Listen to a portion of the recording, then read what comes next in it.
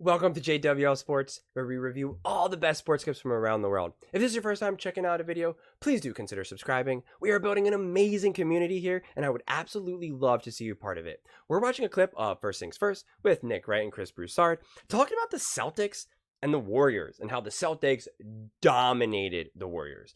And, whether or not is this story more about Boston or is this about Golden State? I have some really strong opinions about this, and I went on a whole rant with regards to First Take because Stephen A. Smith was like, this is the Celtics putting the whole league on notice. And I emphatically say, no, it's not. I think the Celtics are a great team, an amazing team, and have a great chance at winning it all. But they beat the Golden State Warriors, who are old, slow, worn down, and just not that great of a team. So by beating them, it's not that impressive. This isn't like the Ravens beating the 49ers in the regular season and putting the whole league on notice. That's not what happened. And even if it is, how did that work out for the Ravens? Not very well.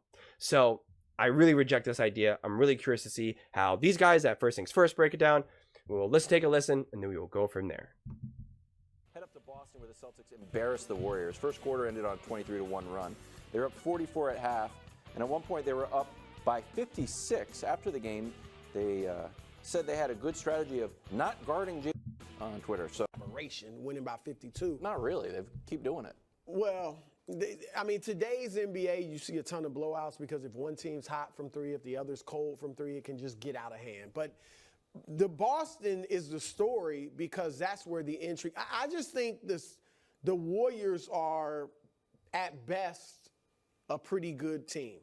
Like they're not. I know they went on a recent streak and they won 8 straight on the road and they've been playing well. But so the Lakers have been playing well too. But they're still in 9th and 10th in the West. Like I don't think the Warriors are legitimate contenders anymore. I hate to say it. I hope I'm wrong because I'd love to see Steph and those guys make another run. But I don't see that coming. Boston's a story because it is. Are they this good? They've won 11 straight games. Mm-hmm. Miami, they've beaten three times out of 3 games this season. They beat Dallas up. They beat Golden State. This is within their 11-game win streak. They're number 1 in the league in offense. They're number 2 in the league in defense. They protect the rim. They're 2nd in the league in block shots. They got 2 great perimeter defenders in Derek White and Drew Holiday. The one thing, they lead the league in they're top 5 in three-point percentage. But this is the one thing that I question about the Celtics. Do they rely too much on the 3 ball? That's what they Bill shoot Maz more. Wants to do. Right, they shoot more threes than any other team. Yeah. All right, and they don't get to the free throw line. They're like bottom 10 in the league or close to that in free throw attempts. And when the floor is that spread out, and you got a guy like Jason Tatum, not to mention Jaylen Brown, who we know can get to the rim, you should be getting to the free throw line more. So my question is. About Boston, they intrigue me because I want to see, are they really this good? Quickly, Nick, this is I'm a point differential guy. Yeah, sure. Yeah. You're typically just a wins guy, but sometimes I'm also a winning by a lot guy. Okay, sure. Yeah, I'll roll with it. 5 teams here with the point differential of 11 or above. Really? 4 of them won the title. Does this do anything for you? In this regard, I think it's clearly more about Boston. The Warriors are, the Warriors are what they've been all year, a round 1 ceiling team. Their ceiling is getting whacked in round 1, and I think they probably don't make it. I don't think they're. They get beaten to play it. Yes, I do. Really? Yeah, I do. I mean, we've seen it before. If they play the Lakers. We've seen them get whacked by LeBron in the play-in before. And if it's not them, they could play Phoenix, they could play Dallas. We'll see if one of those other teams drop down. But to me, the story is Boston. Because Boston is, if I may, steal a phrase from Brew, LeBob. Oh yeah. And they are a half dozen games clear of the field in the standings, East or West. They have, to your point, an all-time point differential.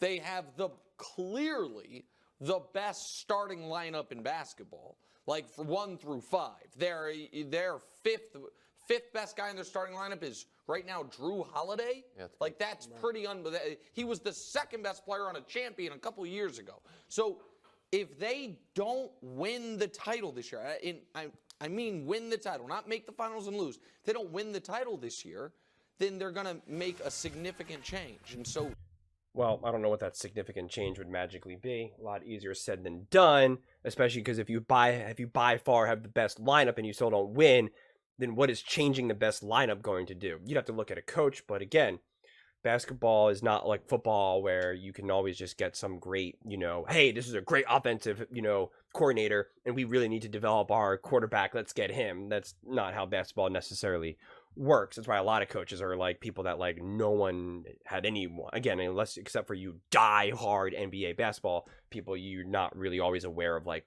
where a coach is coming from. Where we're in football, you're watching a whole season where okay, that OC, he is getting a head coaching job, and if you're a team that needs a coach, you're like, oh God, please get him.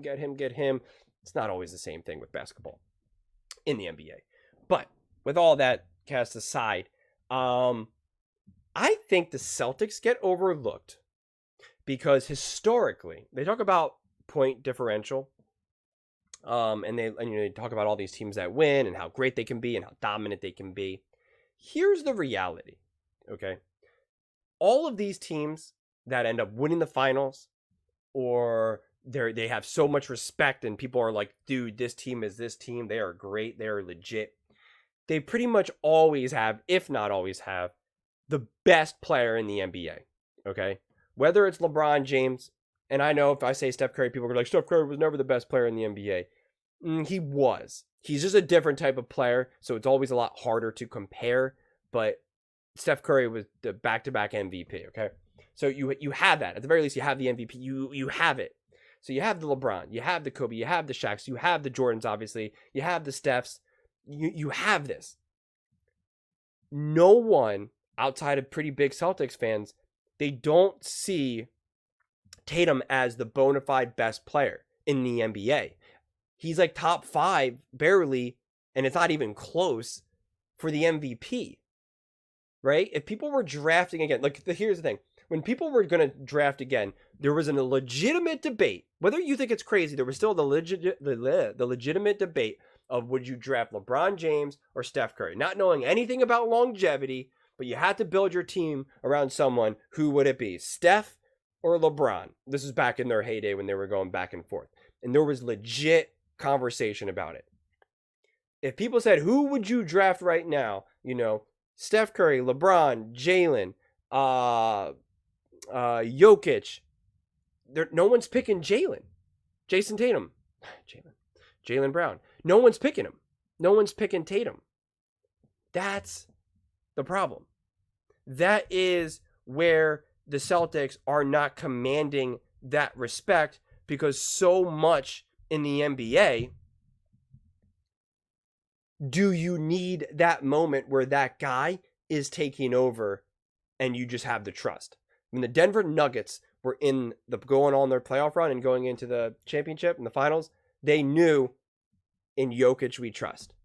In LeBron we trust. In Steph we trust. In KD we trust. In Kobe we trust. In Shaq, in LeBron. I think I already said LeBron. We trust. They don't have that with Tatum. Whether right or wrong, it's just not there.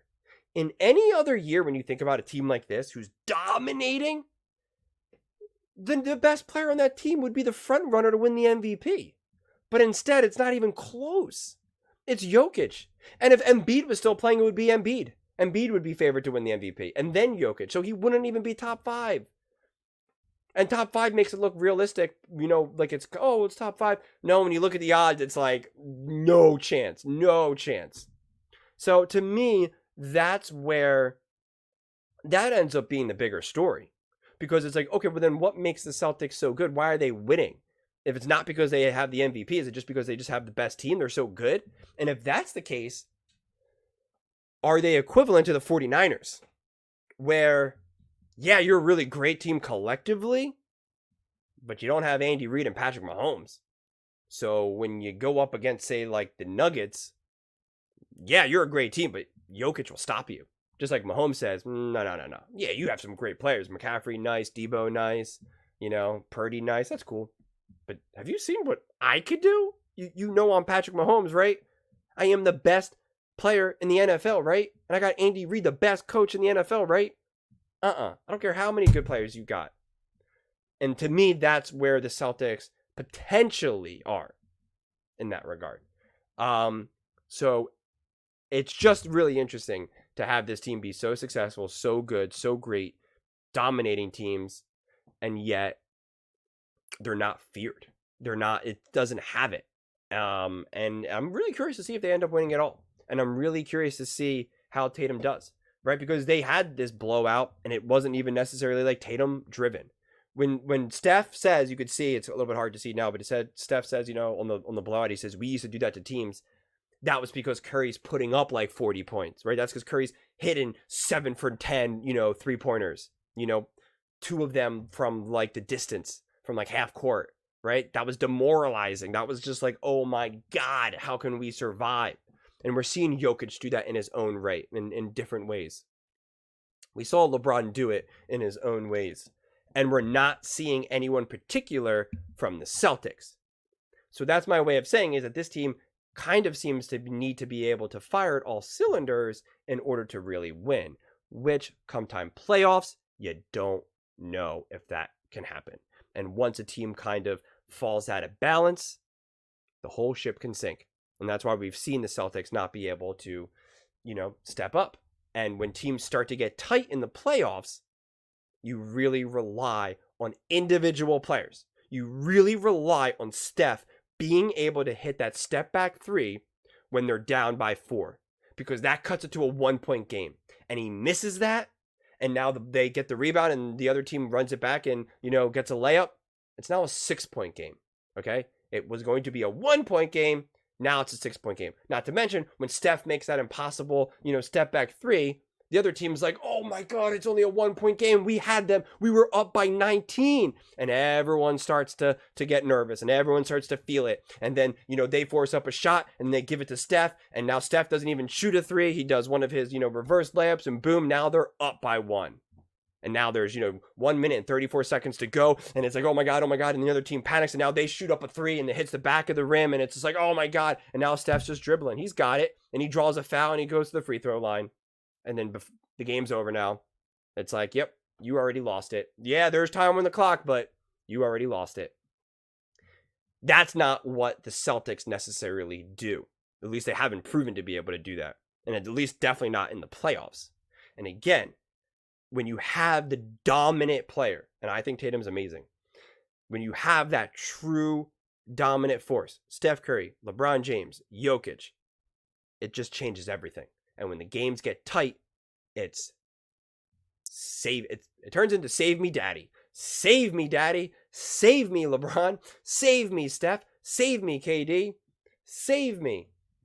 And if you don't have that savior, everyone's kind of looking at each other. And it's like, oh, and it just collapses. So I'm actually really excited to see what the Celtics do. They're probably the most team that I'm most excited to watch in the playoffs, because I really want to see if they can bring it to the next level. I'm cheering for them. I'm not a hater of them. I really, really do enjoy the Celtics. I want to see Tatum win. I love Brown. I really like their team. I really, really do. So I'm definitely pulling for them.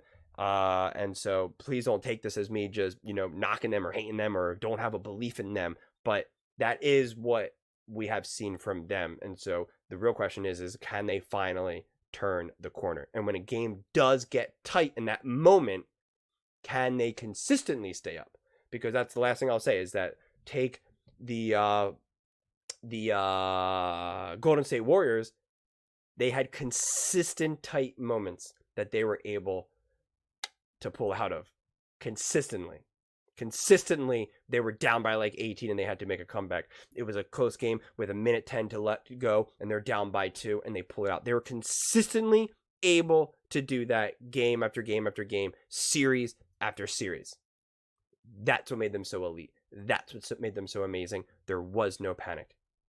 That's a difference. That's the difference between a dynasty and ripping off not 1, not 2, not 3, but 4 and just never winning.